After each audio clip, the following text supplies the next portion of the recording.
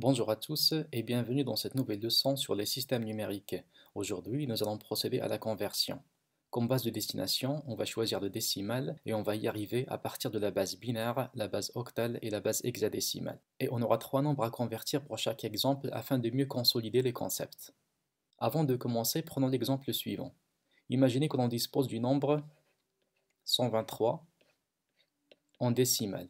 Comme nous l'avons appris à l'école, on peut décomposer ce nombre de cette manière. Tout d'abord, on va lister les exposants. Ici à droite, c'est la puissance 0, puis la puissance 1, et enfin la puissance 2.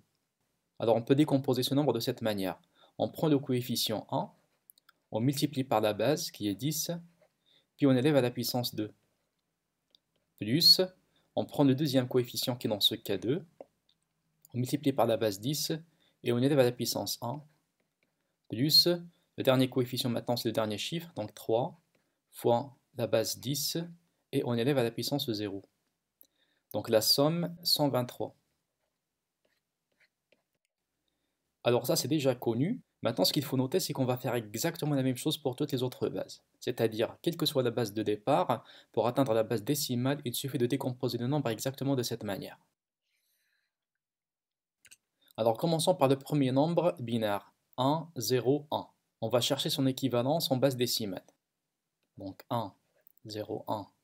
N'oublie pas de mettre la base. Maintenant, on va fixer les puissances.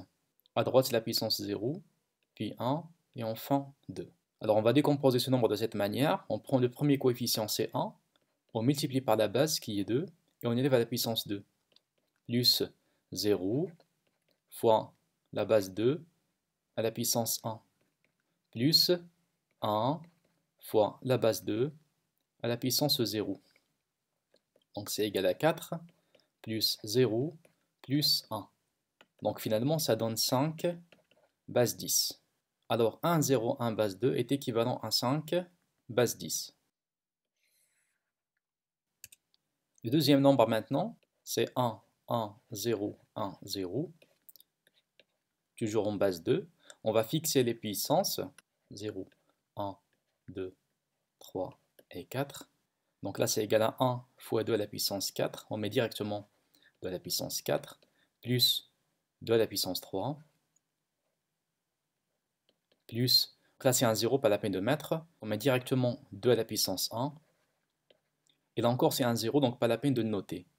Donc égal à 16 plus 8 plus 2. À la fin ça donne 26, en base 10. Donc le nombre 1, 1, 0, 1, 0, base binaire, est égal à 26 en base décimale. Dernier exemple binaire maintenant, on a le code 1, 1, 1, 1, base 2. Même chose, on va fixer les puissances, 0, 1, 2 et 3. Donc c'est égal à 2 à la puissance 3, plus 2 à la puissance 2, plus 2 à la puissance 1, plus 2 à la puissance 0. Donc c'est égal à 8, plus 4, plus 2, plus 1. Donc à la fin, ça donne 15. Base 10. Donc le nombre 1, 1, 1, 1 en base binaire est équivalent à 15 en base 10. Maintenant, on va passer à la base octale. Le principe, c'est le même. On va juste faire un petit rappel sur la base octale. Nous avons dit que c'est une base qui contient 8 symboles, qui sont les suivants. 0, 1, 2, 3, 4, 5, 6 et 7. Donc la première chose à faire avant de procéder à la conversion, c'est de vérifier si le nombre est valide. C'est-à-dire si vous trouvez un symbole qui n'appartient pas à la liste, c'est que le nombre octal est invalide.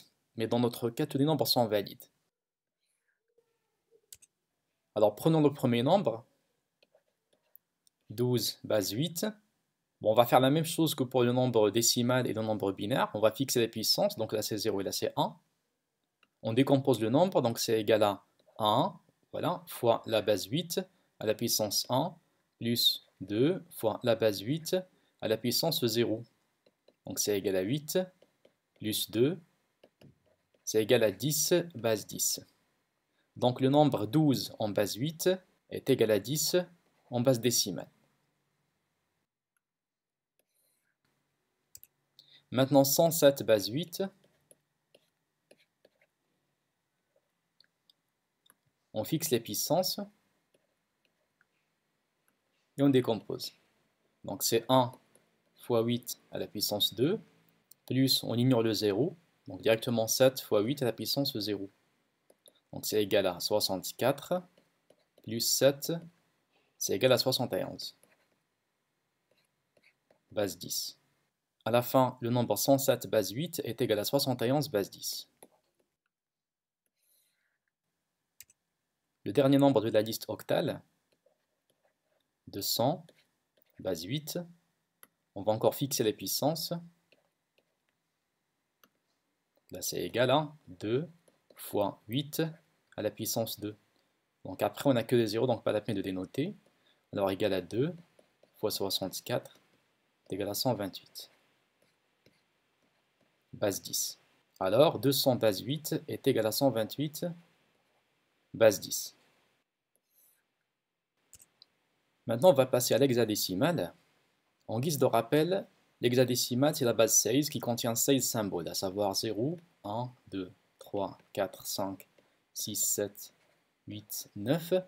On a aussi 10 jusqu'à 15, mais on va les noter par A, B, C, D, E et F. A c'est l'équivalent de 10, B c'est l'équivalent de 11, C c'est 12, D c'est 13, E c'est 14 et F c'est 15.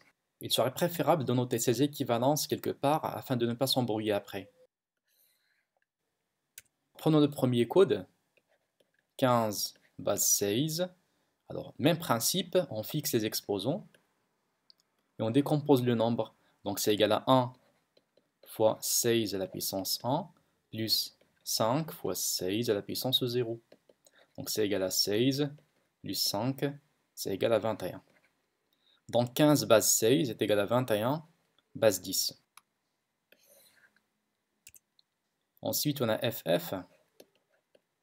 Donc FF base 16. On fixe les puissances 0 et 1. Le F correspond à 15. On mettra donc 15 fois la base 16 à la puissance 1 plus 15 encore fois la base 16 à la puissance 0.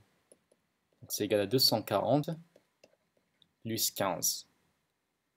À la fin, ça donne 255 base 10. FF base 16 est équivalent à 255 base 10. Le dernier code de la liste, 2C0, base 16. Là encore, on va fixer les puissances.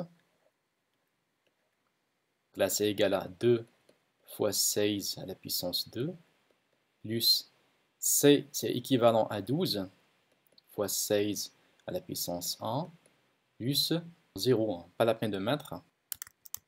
Alors on obtient 512 plus 192. Le résultat, c'est 704. Donc le nombre de ces zéros en hexadécimal est équivalent à 704 base 10. Alors je crois que c'est pas compliqué. En guise de rappel, quelle que soit la base de départ, afin d'atteindre la base décimale, il suffit de décomposer le nombre exactement de cette manière. Ce qui change à chaque fois, c'est juste la base. Sinon l'opération reste la même. J'espère que vous avez apprécié cette leçon. Merci pour votre attention et à la vidéo prochaine.